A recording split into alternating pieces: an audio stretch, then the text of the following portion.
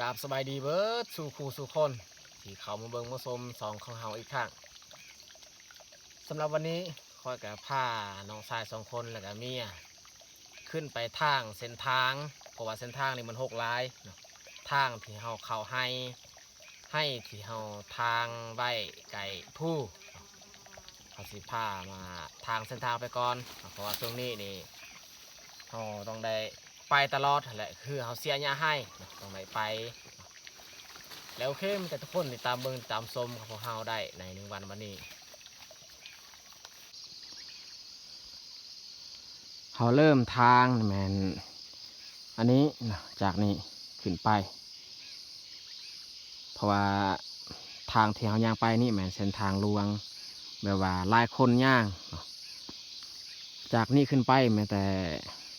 ครอบครัวของพวกเฮาเท่านั้นที่ย่างขึ้นเขาเริ่มทางที่นี้ไปฮอดไฮเลย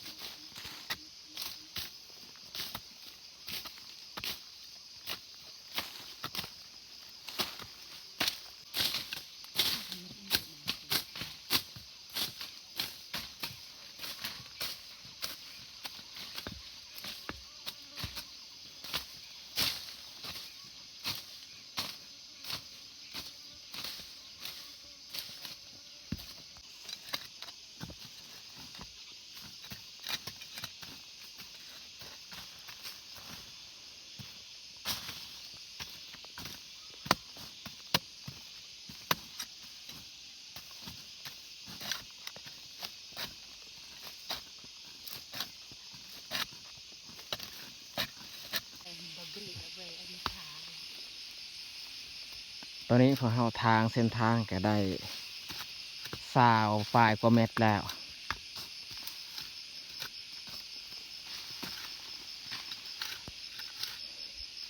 2 คนทางหญ้า2 คนขุดดินเฮ็ดบอนเฮาเหยียบเขาขุดเป็นขั้นเป็นขั้น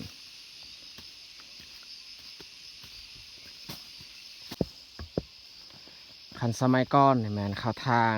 เส้นทางไปให้นี่ส่วงใกล้เขาสีเก็บสีเกี่ยวแต่ว่าเฮาเดี๋ยวนี้นี่เฮาจะบ่ทางแบบนั้นบ่เฮ็ดแบบนั้นเมื่อเฮาสิเก็บสีเกี่ยวนี่เฮาจะไปบ่ดนย่างไปย่างมาบ่ดนทางไว้ตอนนี้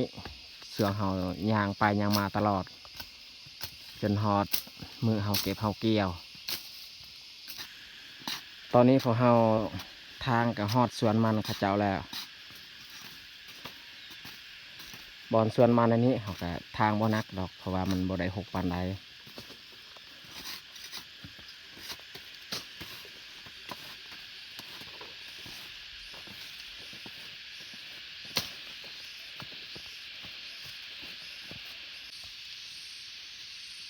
พักผ่อนก่อนดื่มน้ำ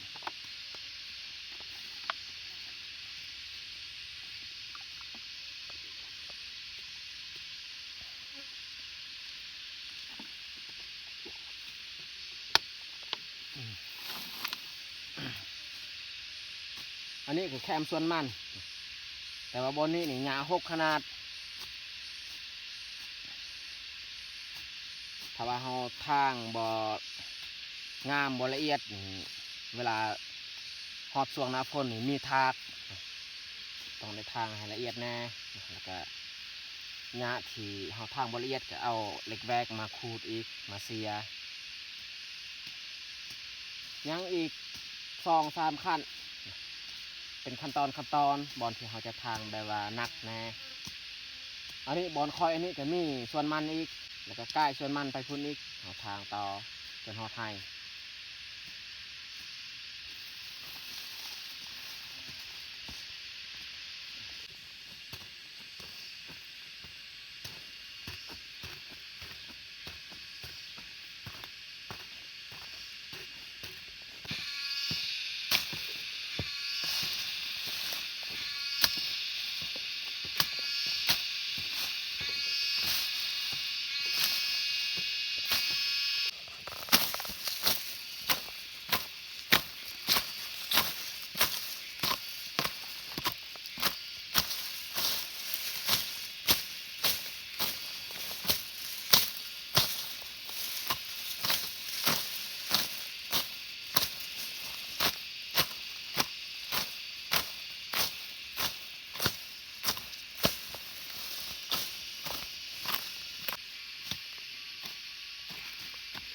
น้องแยกนี่ขึ้นไปก่อนขึ้นไปอันนั้นขุดอันนั้นบอลเฮาเหยียบบอลค่อยๆฮั่นเพราะว่าของน้องแยกหันเอาส่วน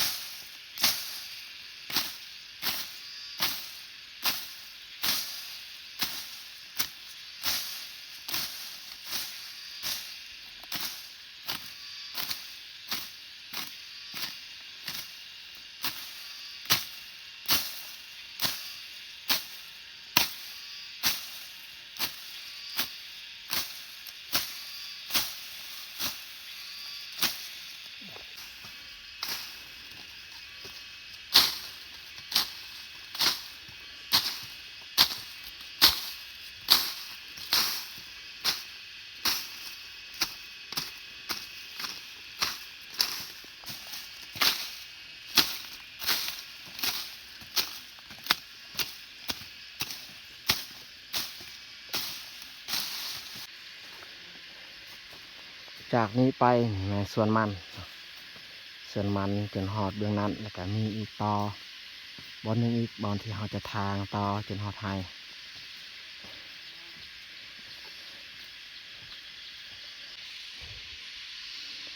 พอเรามาหอดเทียงไฮข้าเจ้าแล้วนั่งพักผ่อนนี่ก่อนแล้วจึงคอยเฮ็ดต่อ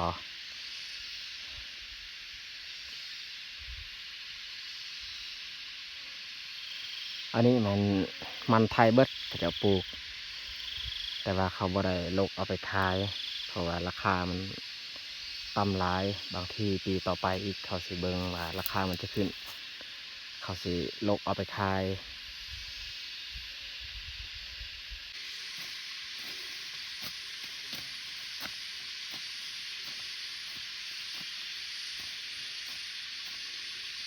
บอลนี้ก็หก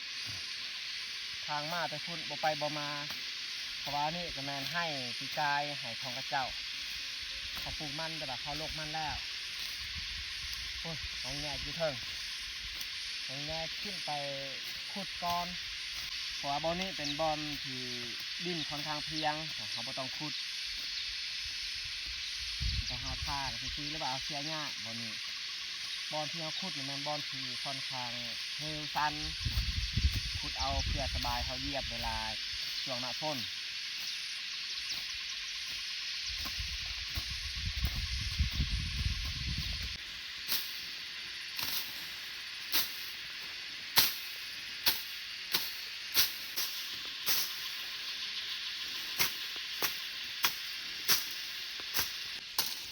อันนี้เห็นน้องแง่ขุดเป็นคันแล้ว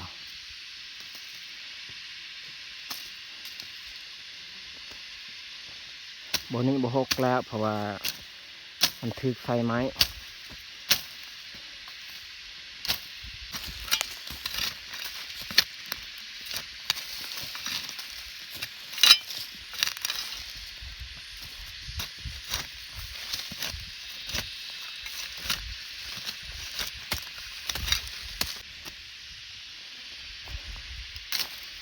อนนี้ของเราทางกะฮอดให้แล้ว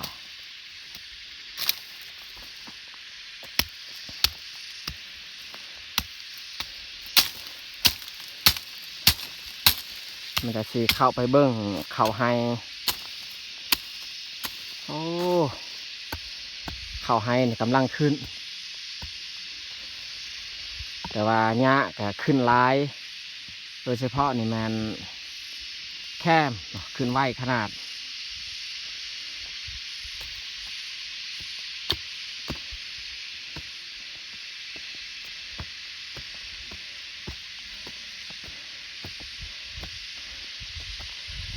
พอดี11 โมงมาฮอดทางเส้นทางมาฮอดให้โอ้โห6 กะลี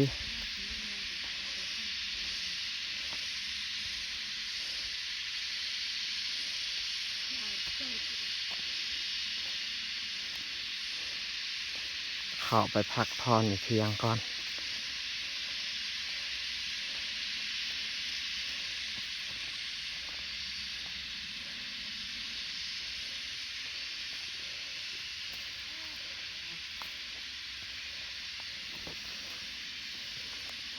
เข้ามาฮอดนี่เย็นอยู่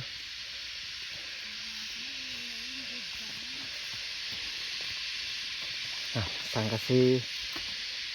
มันปิวอยู่นอกสงสัยลมพัดแห้ง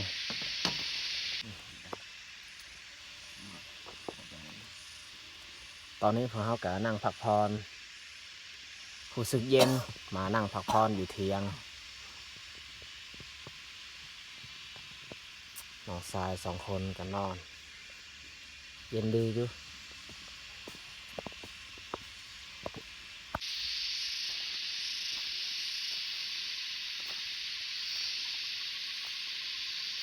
บึงนี้แค่แน่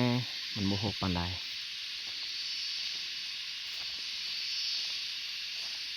เรื่องที่ต้นแคมร้ายนี่อย่างนั้นแหละมันหกไวมันเกิดไวต้นแคม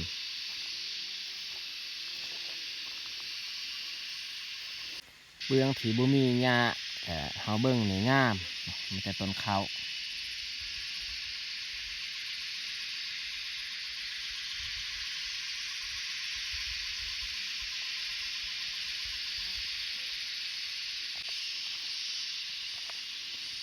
เบื้องเทิงหันโมหกปันได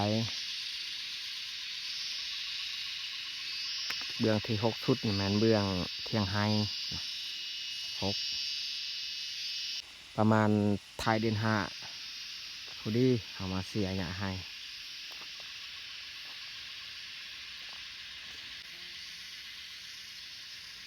คันสวงเศร้านี่เขาขึ้นมาไว้นี่มีหมอกปกคลุมนี่แค่แน่เขาเห็นต้นเขา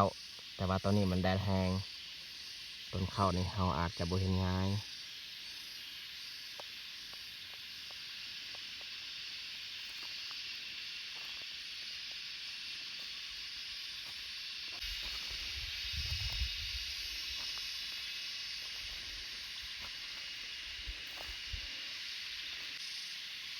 ให้ข้าเจ้าทางเบอร์นั้นเขาก็ซักเขาให้เรียบร้อย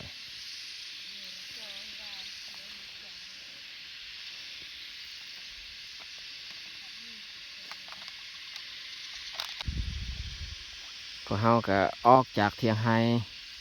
มากินข้าวอยู่บ้านเพราะว่าบ่ได้เอาข้าวมาเนาะก็ไปกินข้าวอยู่บ้าน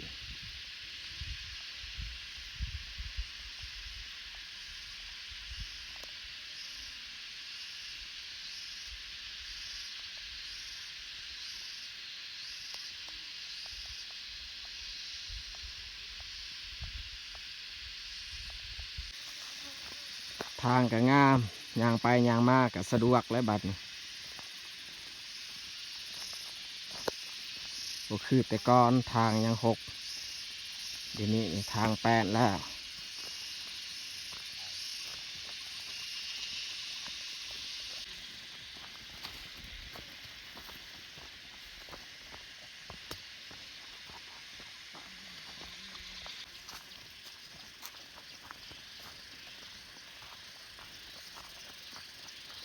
ทางที่เฮาทางวันนี้นี่